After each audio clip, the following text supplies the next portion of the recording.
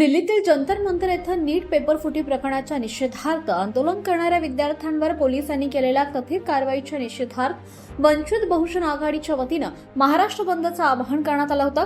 या बंदला नांदेड शहरातील अनेक व्यापारी आणि नागरिकांचा उत्स्फूर्तपणे प्रतिसाद मिळाल्याचं पाहायला मिळालं। आंदोलनकर्त्यांचा आरोप आहे की नीट पेपरफुटी प्रकरणातील जबाबदार अधिकाऱ्यांवर कठोर कारवाई करून केंद्रीय शिक्षण मंत्री धर्मेंद्र प्रधान यांनी नैतिक जबाबदारी स्वीकारत राजीनामा द्यावा, अशी मागणी सीजेपी पार्टीच्या अभिजित दिपके आणि सोनम वांगचुक यांनी कायदेशीर मार्गाने केली होती। मात्र या आंदोलनादरम्यान विद्यार्थ्यांवर पोलिसांकडून करण्यात आलेल्या कथित लाठीमार आणि बळाच्या वापरामुळे देशभरात संतापाची लाट उसळली आहे। यावेळी आंदोलनकर्त्यांनी आरोप केला की जंतर मंतर येथे आंदोलन करणाऱ्या विद्यार्थी आणि विद्यार्थिनींना पोलिसांनी अत्यंत कठोर पद्धतीने ताब्यात घेतलं आणि त्यांच्यावर मारहाण सुद्धा करण्यात आली। या घटनेमुळे लोकशाहीतील आंदोलनाचा अधिकार आणि अभिव्यक्ती स्वातंत्र्यावर प्रश्नचिन्ह निर्माण झाल्याची भावना व्यक्त करण्यात आली आहे। तसंच देश हा भारतीय राज्यघटनेनुसार चालतो आणि डॉक्टर बाबासाहेब आंबेडकर यांनी दिलेल्या संविधानाच्या चौकटीत शासनानं काम केलं पाहिजे असं मत आंदोलनकर्त्यांनी व्यक्त केलंय। केंद्र सरकारच्या कार्यपद्धतीबाबत सामान्य नागरिकांमध्ये नाराजी वाढत असल्याचा दावाही यावेळी करण्यात आला।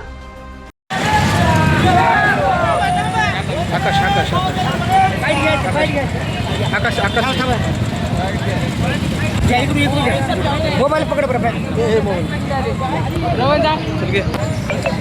ते लावलास का चालू केला? नमस्कार नांदेडकर, आज वंचित बहुजन आघाडीतर्फे आज नांदेड शहर बंद पुकारले आहे। तरुड्याचे 900 नगरसेवक आहेत। कसा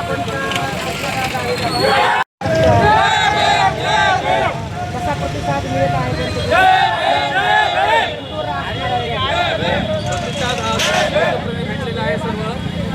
म्हणजे काय की जनतेमध्ये एक रोष आहे। लोकशाहीचं इथं मरत पावली आहे। लोकशाही भारतात सध्या नाही आहे। लोकशाहीने आंदोलन करणाऱ्या विद्यार्थ्यांवर लाठीचार्ज केला आहे। नामांतपणे महिलेला मारलेले, मुलींना मारलेले, पुरुषांना मारलेले, ज्या घरातल्या मुलाने आत्महत्या केली अशा त्या पालकांना सुद्धा दिल्लीच्या जंतर-मंतरमध्ये मारले। बहुजन आघाडीचे सर्व आदरणीय बाळासाहेब आंबेडकर यांनी एक आवाज दिला होता की महाराष्ट्र बंद पाहिजे। त्या उद्देशाने आम्ही महाराष्ट्र बंद करतो आणि लोकांमधून सुद्धा प्रतिसाद उत्स्फूर्तपणे प्रतिसाद मिळत आहे। आम्हाला जबरदस्ती करायची गरज पडत नाही। लोक स्वतःहून स्वतःचे प्रतिष्ठाने बंद ठेवत आहेत। आज वंचित